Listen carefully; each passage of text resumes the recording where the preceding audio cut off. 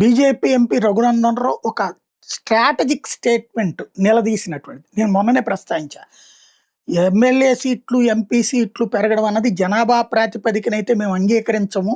ఎందుకంటే గత 20, 30 ఏళ్లుగా జనాభా పెరుగుదల అధిక సంతానం వద్దన్నటువంటి కేంద్ర ప్రభుత్వపు సూచనల్ని మేము అమలు చేయడం వలన ఇక్కడ జనాభా తగ్గింది. అమలు చేయకపోవడం వల్ల నార్త్ ఇండియాలో జనాభా పెరిగింది.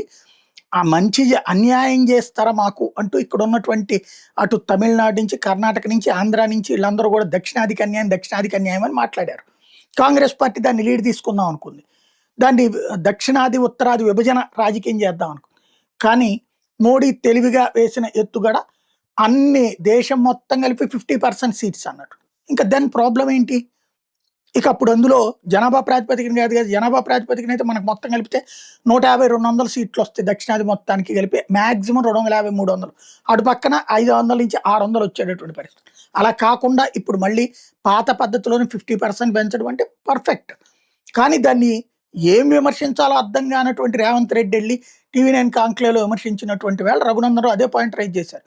ఇంతకుముందు జనాభా ప్రాతిపదికన అంటేనూ వద్దన్నది మీరే, 50% వద్దన్నది మీరే. మరి ఏం కావాలి మీకు అసలు?